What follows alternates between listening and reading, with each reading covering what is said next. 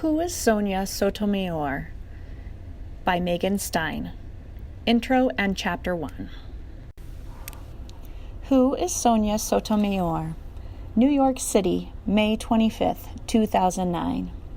It was a warm spring day, the kind of day to be outside, but Sonia Sotomayor was in her office, sitting beside her phone. She was waiting for the most important call of her life, a call from the White House. She would learn whether President Barack Obama wanted her to be a judge on the Supreme Court. Sonia was already a judge. Her courtroom was in downtown New York City, but being one of the 9 judges on the Supreme Court would be very different. The Supreme Court is the most important court in the country. It decides whether laws in the United States are fair or not. Its decisions are final. All day, the phone in her office rang again and again. Each time, Sonia picked it up. It was her family calling. They wanted to know what was happening. If she got the job, she would be only the 3rd woman to sit on the Supreme Court and the very first Hispanic person. Her family would be invited to go to the White House with her the next day. Some family members were coming from Puerto Rico. Finally, at 7 o'clock that evening, Sonia couldn't stand waiting any longer. She picked up the phone and called the White House herself. She spoke to an aide to the president. What should she do? If she was picked, she had to get to Washington by the next morning. The aide told Sonia to go home and pack and wait for a call. Then, a little after 8 p.m., the call came, the one she so hoped for. It was the president. He told her he would name her to be the next Associate Justice on the Supreme Court. Sonia choked up and started to cry. "Thank you, Mr. President," she said. Then he asked her to promise 2 things. He wanted her to stay the same person that she was and to always stay connected to the world she had come from. For Sonia Sotomayor, a girl who had grown up poor and proud of her Puerto Rican heritage, that was a promise she was very happy to make. Latino and Hispanic. What is the difference between the terms Latino and Hispanic? A boy or man whose family comes from Latin America is called Latino. A girl or woman whose family comes from Latin America is Latina. Hispanic refers to someone whose family comes from a Spanish-speaking place like Spain, Mexico, or Puerto Rico. So a person like Sonia Sotomayor, whose family comes from Puerto Rico, could be called Hispanic and Latina. Chapter 1. Born in the Bronx. The 5 boroughs of New York City: Staten Island, Brooklyn, Queens, Manhattan, Bronx. Sonia Maria Sotomayor was born on June 25, 1954. Her parents, Juan and Selena, brought her home. They lived in a poor area of the Bronx, which is part of New York City. Like many of their neighbors, Juan and Selena had come to the United States from Puerto Rico. They had each left Puerto Rico in 1944, hoping for a better life. In the Bronx, they met and married. They moved into the buildings where Juan's mother lived. The Sotomayors worked hard to make a life in their new country. Selena worked at a hospital where she studied to become a nurse. Juan worked in a factory. Selena learned some English, but the family spoke only Spanish at home. When Sonia was 3 years old, her brother Juan was born. The family called him Junior. With the family growing, her parents decided to move to a bigger, nicer apartment in the Bronx. Sonia liked her new home but missed living near her grandmother, Mercedes. Years later, Sonia wrote a book about her life. She called it My Beloved World, and it was published in 2013. In the book, she wrote about her grandmother, how full of life she was. She gave parties for the family almost every Saturday night. Everyone danced, played dominoes, and sang. Mercedes read poetry about Puerto Rico and cooked large meals.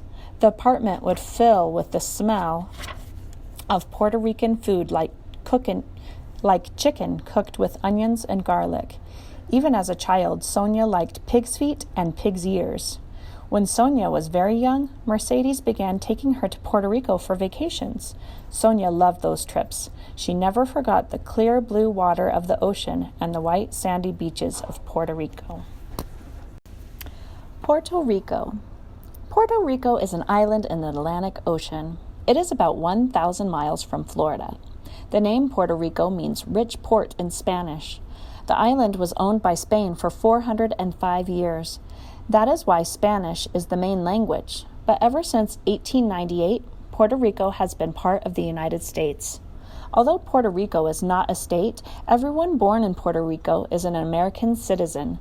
But Puerto Ricans do not have all the rights of U.S. citizens. They can't vote for Congress members or for presidents. Some Puerto Ricans wish their country could become the 51st state.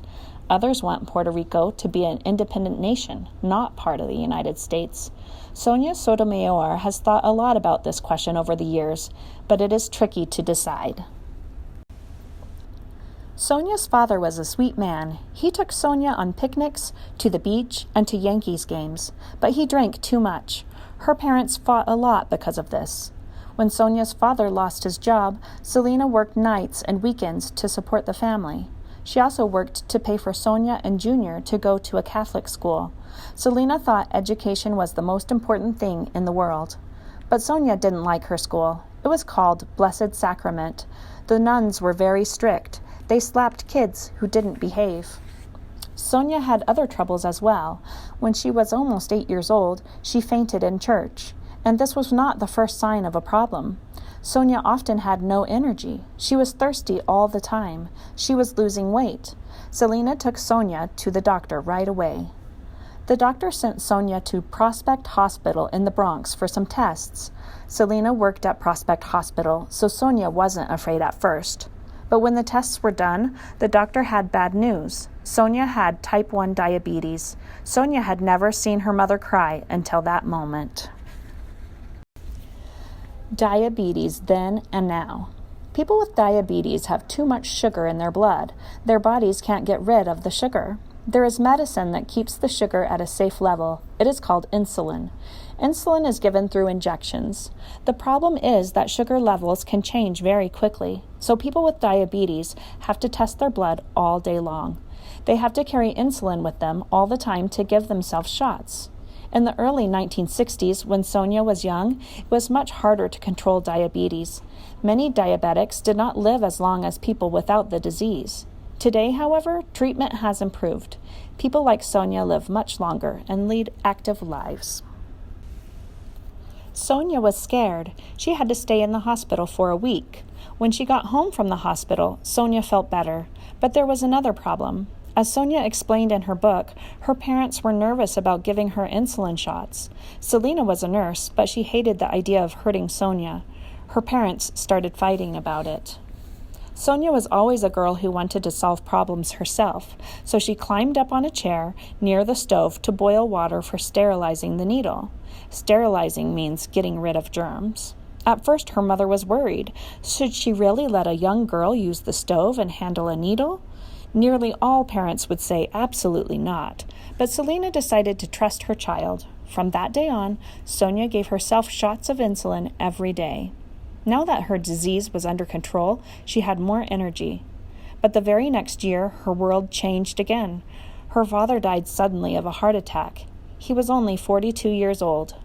Sonia and Junior were very sad, but their mother seemed overcome by grief. Years later, Sonia wrote that her mother wouldn't come out of her room at night. How was a 9-year-old girl supposed to have a happy childhood with so much misery around her?